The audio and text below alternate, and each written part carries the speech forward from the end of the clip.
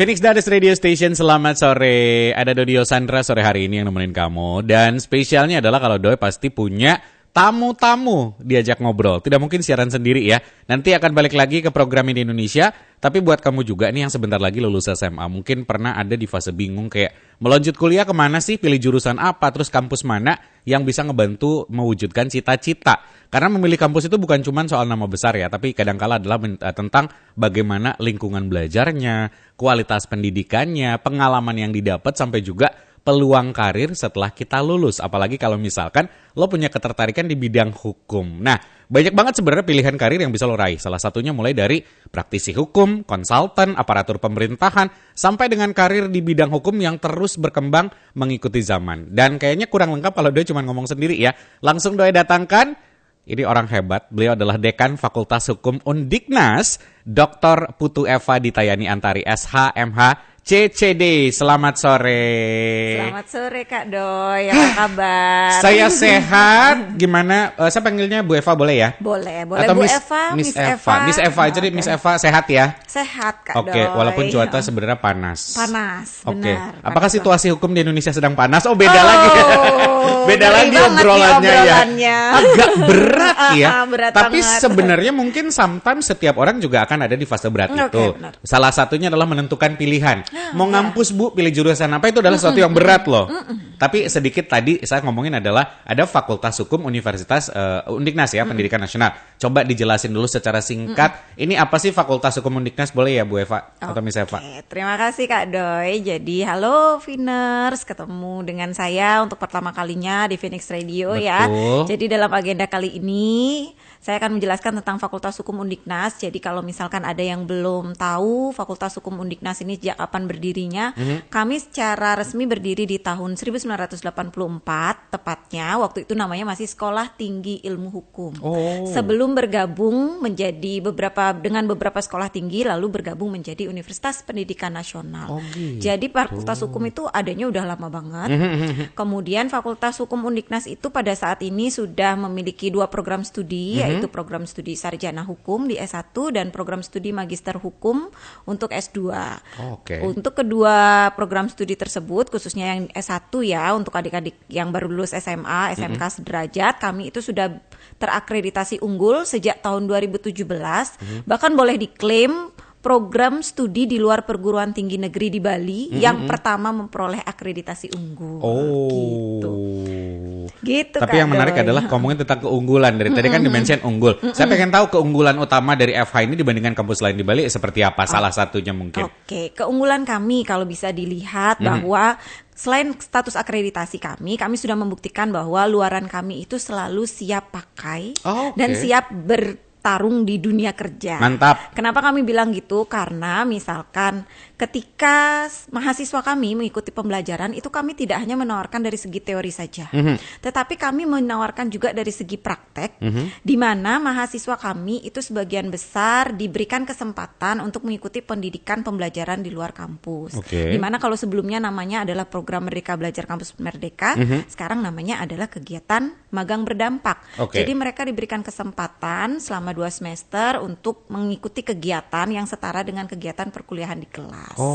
Tapi selain itu juga berarti ada fasilitas-fasilitas kampus yang tentu saja ngedukung itu semua dong, Bu. Seperti apa? Fasilitas kampus kami punya moot court, Kak Doi. Moot court itu apa? Moot court itu adalah laboratorium peradilan semu, teman-teman. Jadi di situ kami akan mensimulasikan bagaimana teknik beracara, baik beracara pidana, beracara perdata, tata usaha negara. Bahkan bulan lalu nih kami baru mendapatkan hadiah bahwa kami berhasil untuk mendampingi salah satu desa di Bali untuk memenangkan gugatan judicial review di Mahkamah Konstitusi, dan itu berhasil untuk dikabulkan. Jadi mahasiswa kami bekerja sama dengan beberapa dosen yang juga praktisi kami di bidang hukum yang profesinya sebagai lawyer. Itu mereka bisa nih mendampingi salah satu kepala desa yang menganggap bahwa ada satu undang-undang dengan pasalnya itu bisa mencederai hak asasi manusia dari warga negara. Miss Eva, berarti saya potong sedikit ya. Berarti secara gambaran laboratorium ini benar-benar menyerupai, atau peradilan semu ini benar-benar seperti kayak di dunia kerja nantinya. Iya, benar, exactly. Bahkan mereka nanti tidak hanya berperan ya, tapi mereka juga didampingi untuk misalkan bagaimana sih cara membuat gugatan atau paling minimnya deh surat kuasa. Selama ini mungkin udah sering dengar istilah surat kuasa itu seperti apa dan apakah surat kuasa itu formatnya seperti apa, gambaran seperti apa. Ini dosen-dosen kami yang berperan sebagai praktisi hukum langsung ini bisa memberikan contoh kepada adik-adik mahasiswa. Jadi itu keunggulan kami. Jadi secara fasilitas terus dosen-dosen yang aktif sebagai akademisi dan juga praktisi. Hebat. Dan salah satunya tadi sudah Miss Eva bilang bahwa sempat membantu salah satu desa bagaimana memenangkan gugatan tersebut. Wow. Tapi kalau ngomongin tentang program juga, tadi sempat ngomongin beberapa program. Ada juga RPL, rekognisi pembelajaran lampau. Di Undiknas itu seperti apa, Miss? Ya, kalau program rekognisi pembelajaran lampau ini sebenarnya program baru di era kementerian yang sebelumnya, gitu ya. Jadi rekognisi pembelajaran lampau ini memberikan akses kepada mereka yang dulu sudah pernah berkuliah, namun tidak bisa untuk menyelesaikan perkuliahannya. Kadang kita harus menghadapi pilihan ya. Tadi kata Kak Doi, memilih kampus aja itu life is a choice, apalagi memilih jalan hidup. Gitu ya. Nah pada waktu itu mungkin mereka dihadapkan pada kondisi ekonomi, kemudian ada hal lain juga yang akhirnya menghalangi mereka untuk menyelesaikan studinya. Buat mereka yang sebelumnya sudah pernah kuliah tapi kemudian belum selesai dan sekarang mau melanjutkan studinya, mereka bisa mendaftar lewat jalur RPL, sehingga mereka tidak perlu melakukan perkuliahan mengulang dari nol kembali. Jadi semua nilai yang sudah mereka peroleh sepanjang bisa dibuktikan dengan transkrip perkuliahan itu bisa untuk dikonversikan menjadi nilai perkuliahan. Itu yang pertama. Kemudian yang kedua, RPL ini juga dibuka kesempatan bagi mereka yang berprofesi di bidang hukum tapi belum memiliki gelar sarjana hukum, Kak Doi. Jadi misalkan nih kita lihat banyak yang kerja di pengadilan, kejaksaan tapi masih ijazah SMA. Padahal mereka sudah berkecimpung di dunia hukum mungkin 5 tahun ke atas. Nah, ketika mereka mau kuliah nggak perlu ngulang dari nol. Kegiatan yang mereka lakukan selama melaksanakan pekerjaan di kejaksaan, di pengadilan atau di kantor notaris, kantor pengacara sebagai paralegal itu bisa diklaim dalam bentuk rekognisi. Baik, jadi punya pengalaman kerja, praktisi hukum yang tadi memang belum ada title-nya, ternyata masih lulusan SMA. Ini adalah target-target ASN. Aparat desa pun masih bisa berarti Miss ya? Bisa, tapi sebagai dosen dan sebagai dekan juga, menurut Miss Eva sendiri sebenarnya apa sih tujuan RPL ini? Apakah memang program kalau secara pribadi atau bahkan secara dekan melihatnya seperti apa, Miss? Ya, jadi program RPL ini kalau menurut saya itu sebenarnya memberikan akses kepada siapapun, kepada setiap orang untuk mendapatkan kesempatan memperoleh jalan ke pendidikan tinggi. Jadi bagaimanapun aksesnya, bagaimanapun jalannya, dan variasi bentuk pembelajaran itulah yang kami akui dan elaborasikan dalam program RPL. Gitu. Tapi ada syarat-syarat khusus nggak sih, Miss? Kalau misalkan saya tertarik untuk ikut program RPL, apa saja yang harus disiapkan selain mungkin mental dan juga pengetahuan? Ya, jadi yang syaratkan untuk mengikuti program RPL yang pertama misalkan kalau sebelumnya sudah pernah kuliah ada transkrip akademik yang bisa digunakan untuk mengklaim gitu ya. Selain itu kami juga bisa bantu misalkan kalau ada data yang dicatat dalam PD Dikti, kami menyebutnya pangkalan data pendidikan tinggi. Jika masih bisa kami trace, kami bisa klaim juga dari sana. Itu yang pertama. Yang kedua, ini optional bagi yang misalkan belum pernah kuliah sebelumnya. Itu mereka bisa juga melakukan evaluasi diri. Jadi ada formulir evaluasi diri yang kami berikan. Silahkan diisi dan dijelaskan dengan bukti kegiatan-kegiatan di bidang hukum yang sudah pernah dilakukan. Gitu. Itu tinggal di cross check lagi, tinggal dites kembali apakah memang meyakinkan. Berarti ada semacam wawancara dan yang lainnya juga nggak secara proses?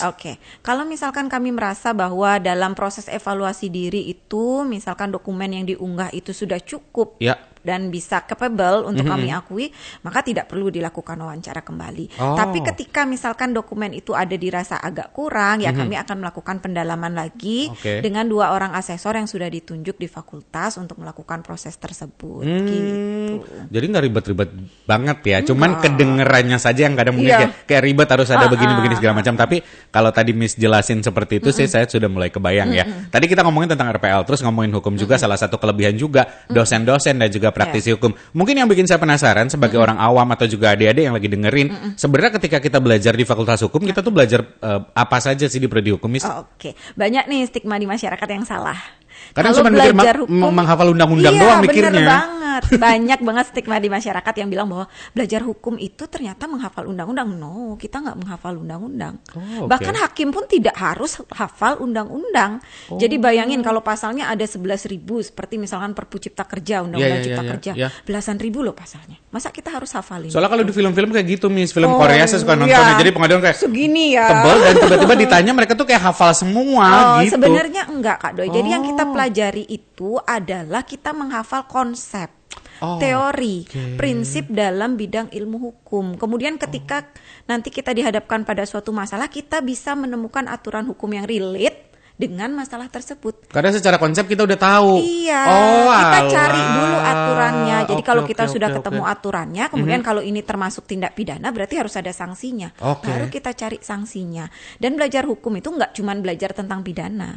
Hukum itu ada juga bidang perdata, Kak Doi. Bidang perdata ini berkaitan dengan perusahaan. Misalkan merger, konsolidasi, akuisisi, bahkan perbuatan sederhana deh, perkawinan itu juga perbuatan hukum, Kak Doi. Ada hukumnya.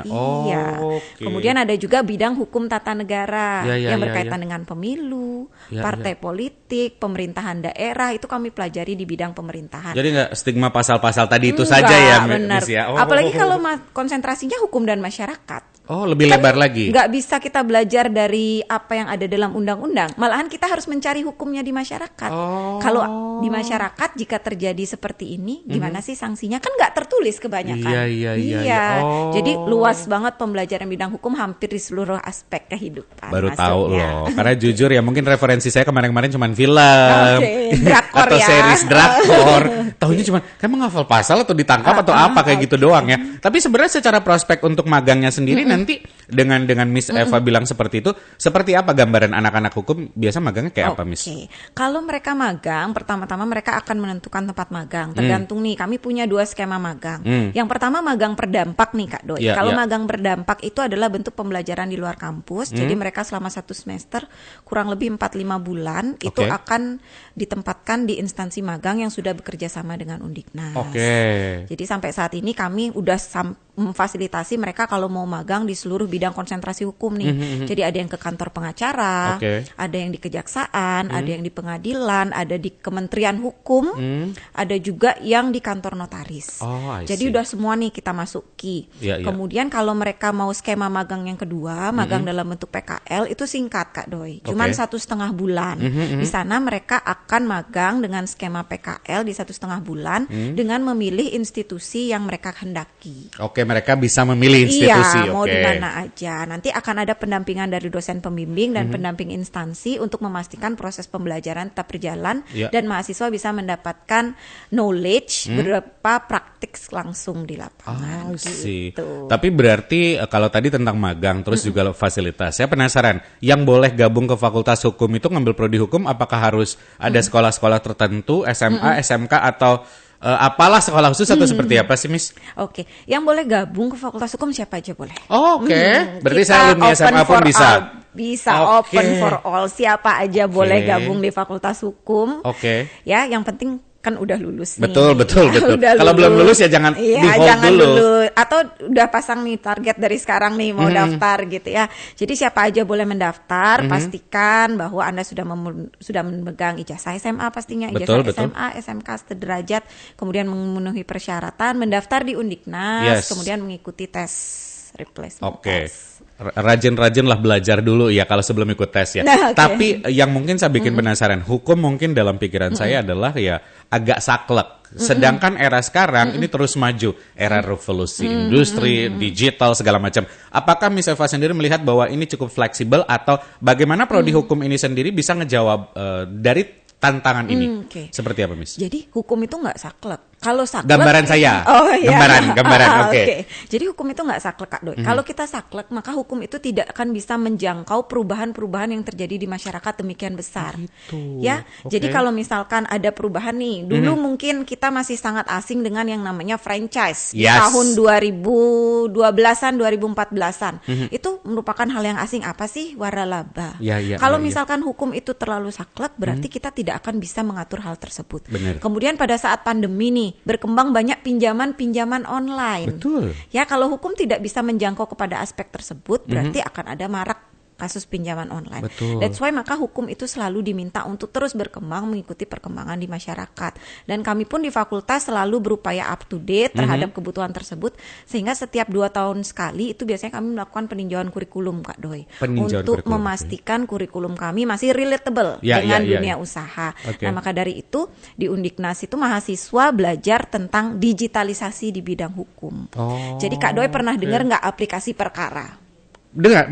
Ya, aplikasi perkara itu kan bentuk salah satu implementasi di mana hukum dan teknologi informasi bekerja sama. Betul. Bahwa kita bisa memberikan layanan hukum tidak harus bertemu secara fisik. Yes. Tapi kita juga bisa memanfaatkan aplikasi tersebut. Itu salah satu bentuk implementasi kita mengikuti perkembangan zaman. Oke. Jadi kalau tadi hanya kekhawatiran saya kayak mikir ini kayak saklek cuma mentok di situ saja, ternyata bisa bersinergi di tengah revolusi industri ini dan teknologi ini. Salah satunya tadi aplikasi tadi. Tapi ya juga sih setelah dipikir-pikir ya. Oke, tapi kalau ngomongin tentang prodi hukum sendiri atau anak-anak yang baru lulus nih, kalau menurut Miss Eva kenapa harus memilih Undiknas dengan kelebihan fasilitas tadi, atau mungkin secara prospek kerja nanti Kak, saya belum tahu deh nanti prospek kerja setelah lulus hukum gue harus ngapain. Bisa nggak dikasih gambaran kisi-kisi kayak, oh nanti kamu bisa ini loh, bisa ini segala macamnya. Kenapa harus pilih Undiknas? Pertama, tadi Kak Doi, akreditasi kami udah unggul. Oke. Yang kedua, skema pembelajaran Merdeka Belajar Kampus Merdeka atau skema magang berdampak itu Undiknas menjadi satu-satunya fakultas hukum seluruh Indonesia yang mencetuskan program tersebut di Indonesia loh Kak Doi. Bisa dicari di dokumen 2020 loh.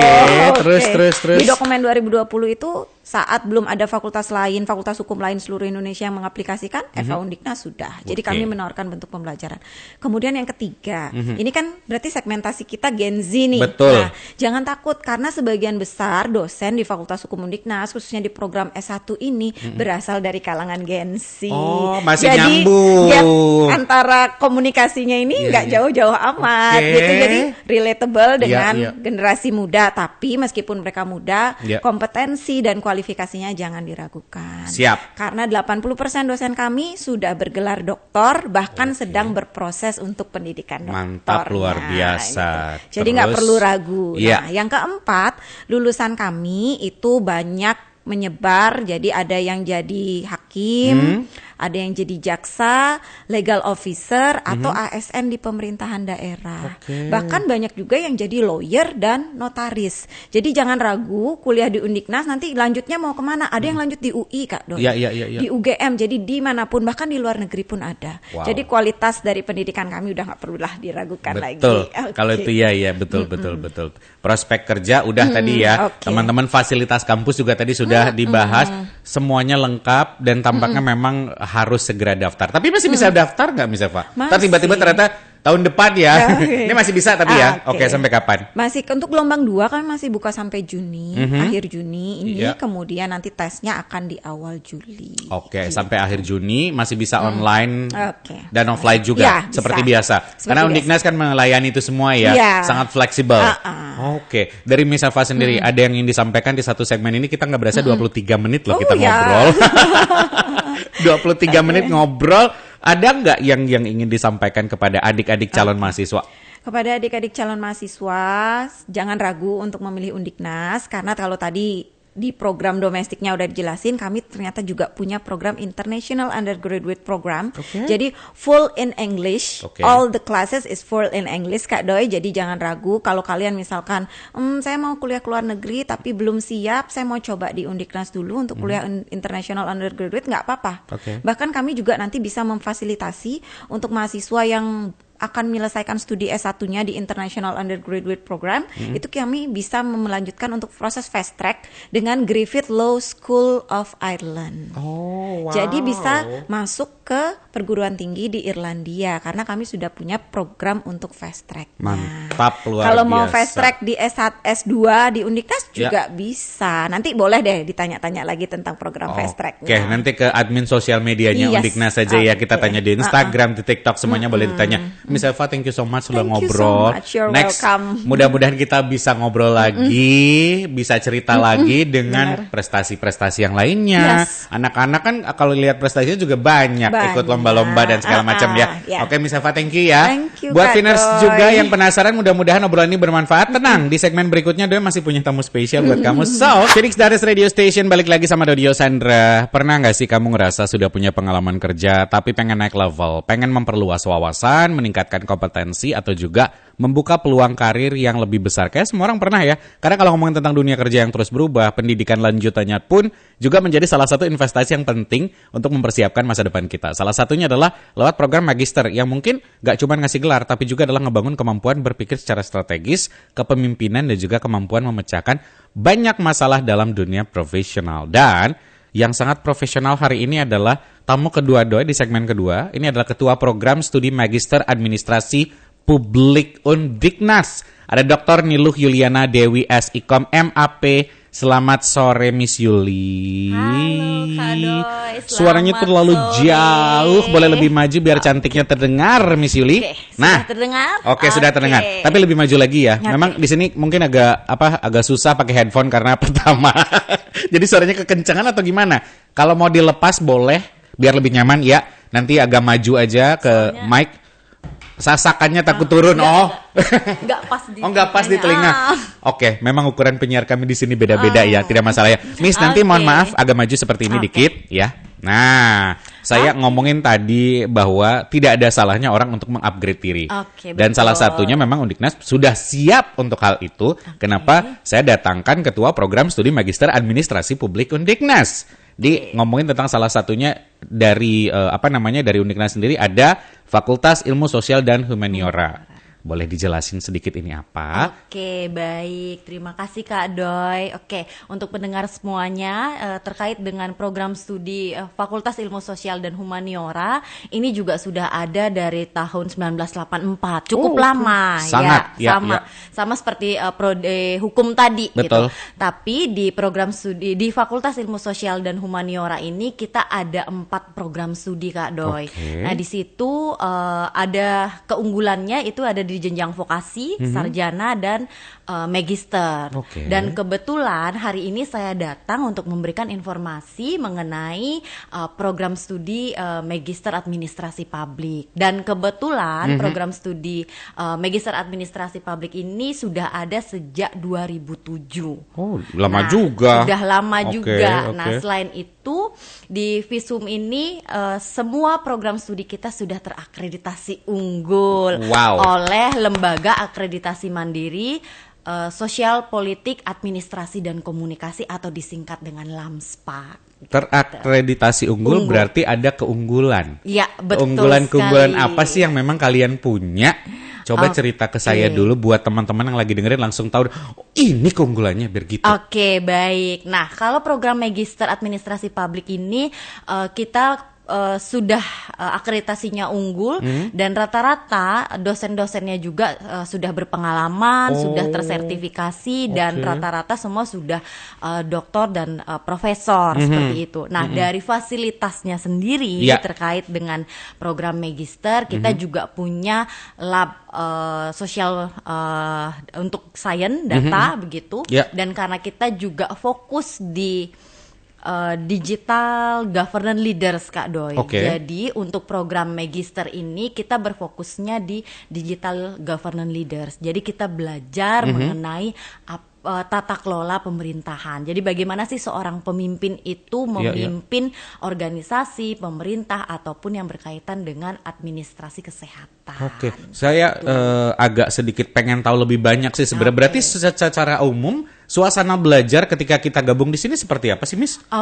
Jadi untuk program pasca di S2, Undiknas saat ini programnya itu adalah hybrid. Jadi 70%-nya offline dan 30%-nya online. Jadi biasanya mahasiswa kami yang datang ke Undiknas itu rata-rata yang sudah bekerja Kak Doi.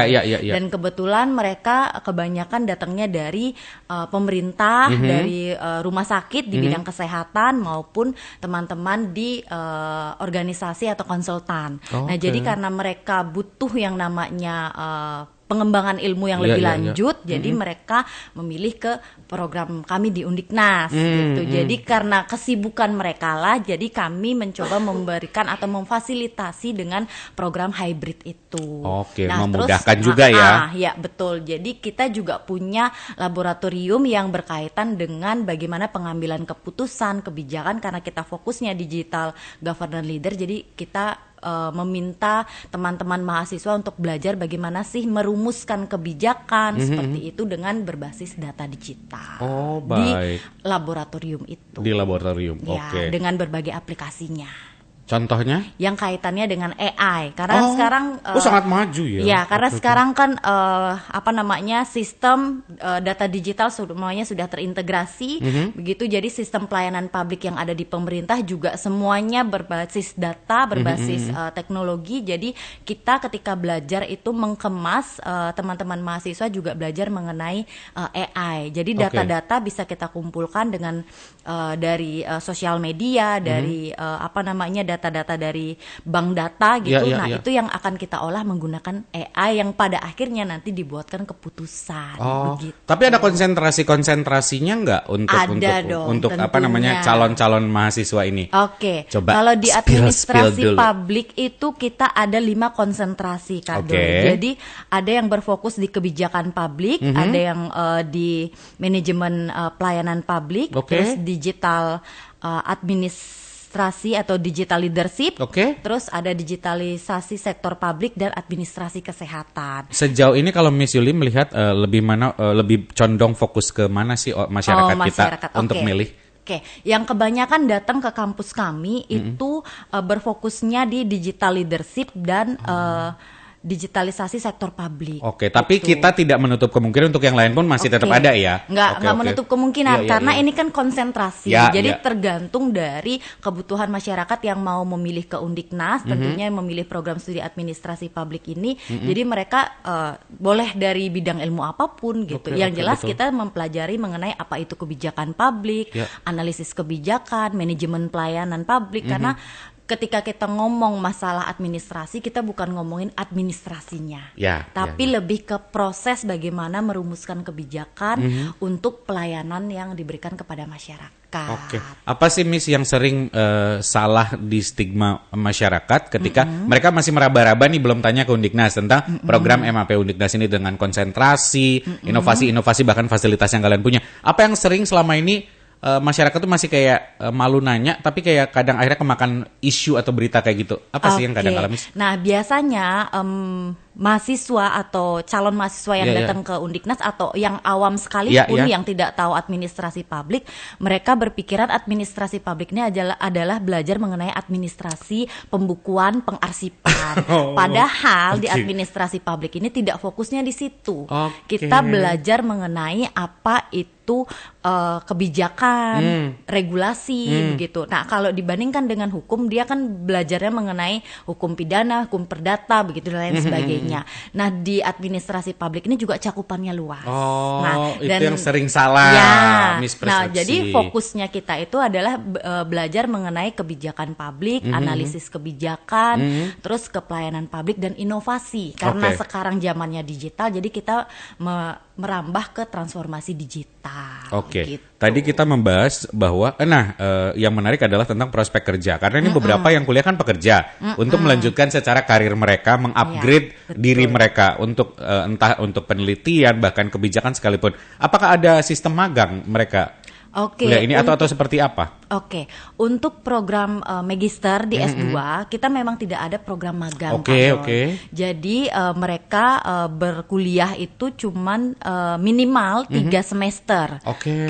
Dan biasanya mahasiswa kalau yang rajin ya bisa selesai dalam 3 semester gitu, atau lebih pun nggak masalah, semua tergantung dari kemampuan mahasiswa.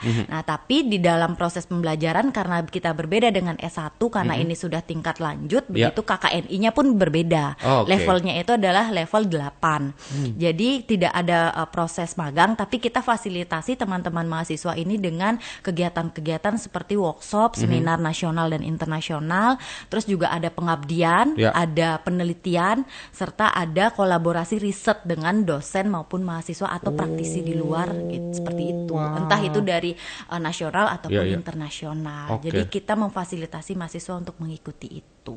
Yang saya penasaran Miss Yuli, bagaimana prodi MAP ini sendiri ngejawab kebutuhan tenaga ahli di pemerintahan kita di Bali misalkan, bahkan di sampai luar pun nanti lulusannya kerja di tengah era yang mungkin boleh dibilang bisa saja manusia digantikan oleh digital dan segala macamnya. Bagaimana ini bisa bersinergi atau mungkin bukan bertransformasi juga ya? Sinergi seperti apa sih, Miss? Oke, nah maka dari itu tagline kita di program studi Magister Administrasi Publik itu adalah Digital Governance Leaders, Kak Doi. Digital Governance Leaders. Oke, itu apa tuh? Jadi kita belajar mengenai tata kelola, bagaimana kita sebagai seorang pemimpin, gitu, yang pada akhirnya nanti bisa mengambil keputusan yang tepat untuk program-program yang dibuat oleh pemerintah ataupun regulasi, gitu. Jadi berfokusnya di digital governance leader. Jadi mau jadi apapun, kalau misalnya kita belum paham ilmunya, otomatis nggak akan bisa masuk ke prospek yang lain, gitu. Makanya berfokusnya di situ. Jadi pelajaran-pelajaran yang kita ajarkan juga berkaitan dengan manajemen isu-isu strategis, apa sih yang berkembang saat ini, begitu. Jadi prosesnya itu lebih ke bagaimana mengambil keputusan dengan basis data digital. Karena semua sekarang ya semua based on data ya. Kadang betul. Bagaimana masyarakat juga berkontribusi speak up tentang kebijakan pemerintah based on data. Pun pemerintah atau staff-staff atau pegawai-pegawai ini juga nanti akan main data. Makanya ada tadi digital governance leaders. Tapi yang menarik juga tadi seperti Miss Yuli bilang bahwa ada konsentrasinya, bagaimana salah satunya adalah ke kebijakan publik, manajemen publik dan yang lainnya. Nah, saya penasaran juga nih ngomongin tentang bagaimana prodi MAP Undiknas ini sendiri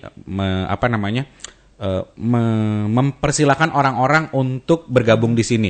Sebenarnya kelebihan seperti apa yang sudah kalian siapkan selain tadi yang kita spill sedikit-sedikit? Selain program yang reguler, kami juga memfasilitasi atau membuka begitu program RPL dan Fast Track, Kak Doi. RPL gitu. Tadi belum ke spill ya kita ya. Kalau Fast Track baru sedikit, boleh diulang lagi. Nah terkait dengan program Fast Track itu sebenarnya kaitannya dengan S1 dulu. Jadi S1 paling tidak harus bidang ilmunya sesuai dulu, gitu. Jadi nanti ketika mau mengambil program Fast Track itu kita berprosesnya dari S1. Jadi nanti berlanjut ke S2. Jadi di S2 itu nanti tinggal menyelesaikan sisa perkuliahan yang tidak sampai yang 3 semester itu, gitu. Seperti yang saya sampaikan tadi, karena jumlah SKS-nya pun berbeda antara S1 dengan S2 itu untuk program Fast Track. Jadi untuk mata kuliahnya pun ketika dia sudah ambil di S1, yang di S2 itu tinggal yang melanjutkan. Jadi tidak dapat lagi yang dasar. I see. Dan itu yang Fast Track. Yang Fast Track. Dan selain itu mereka juga bisa memilih. Kelebihan kita juga di administrasi publik, tugas akhir itu juga bisa dipilih. Apakah mau mengerjakan tugas akhir berupa tesis ataupun dengan karya ilmiah atau jurnal ilmiah, artikel ilmiah. Dikasih option. Yang dipublish di jurnal nasional di Sinta 2. Yang paling tinggi adalah di Scopus. Entah itu Scopus Q4, 3, 2, 1. Dan itu bebas dipilih oleh mahasiswa, gitu. Tapi atas persetujuan dengan dosen pembimbingnya. Itu kemudahan-kemudahan juga pilihan lah yang kita berikan kepada mahasiswa. Nah, selain itu juga ada program RPL. RPL ini juga baru, Kak Doi, kita tawarkan di semester ini, begitu, di semester yang akan datang di Ganjil, begitu. Nah, program RPL ini adalah untuk teman-teman yang mau melanjutkan studinya yang sebelumnya belum menyelesaikan. Belum selesai ya. Jadi ada pengalaman-pengalaman mereka yang bisa kita akui ke dalam program RPL, gitu. Jadi kita konversi lah. Jadi yang dibutuhkan di situ adalah satu, mereka punya pengalaman yang dibuktikan dengan sertifikat ataupun portofolio, begitu. Itu yang disiapkan. Dan KHS atau transkrip nilai. Jadi berapa persentase dari transkrip yang mereka punya itu yang kita konversi nanti. Tapi tidak semuanya bisa kita akui, itu melalui proses asesmen dengan para asesor yang sudah ditunjuk oleh fakultas seperti itu. Mantap, luar biasa. Tapi masih bisa daftar kan? Pertanyaanku sama sebelumnya nih. Masih bisa daftar. Jadi kalau untuk program LPL kita masih buka sampai Agustus, pertengahan Agustus kita masih buka untuk program RPL. Kalau yang reguler sekarang masih di gelombang kedua sampai di Juni, 30 Juni dan ujiannya itu baru dilakukan di bulan Juli. Kalau yang RPL itu berakhirnya di pertengahan Agustus, jadi mereka saat ini bisa melakukan pendaftaran di website resminya Undiknas. Selain itu juga siap-siap mengisi form pendaftarannya. Jadi disiapkan form pendaftarannya itu, habis itu baru dilakukan proses lebih lanjut, entah itu wawancara dan lain sebagainya. Siap. Last, apa yang pengen Miss Yuli sampaikan kepada anak-anak yang mau gabung atau masih bingung dalam mengambil keputusan? Seperti apa ya gitu? Jadi kita welcome dengan semua teman-teman yang mau bergabung ke Undiknas, terutama di administrasi publik, begitu di program Pascasarjana. Nah, jadi dari berbagai bidang ilmu juga kami persilahkan, tidak perlu takut karena kami juga menyiapkan beberapa kali pertemuan untuk mensinkronkan bidang ilmunya yang tidak sesuai kalau ingin melanjutkan ke program administrasi publik seperti itu. Miss Yuli, thank you so much hari ini udah ngobrol. Besok-besok mudah-mudahan kita ngobrol lagi. Kayak Agustus atau setelah itu mungkin kita ada jadwal lagi ke sini ya kayaknya. Atau enggak kita yang main ke Undiknas lah ya.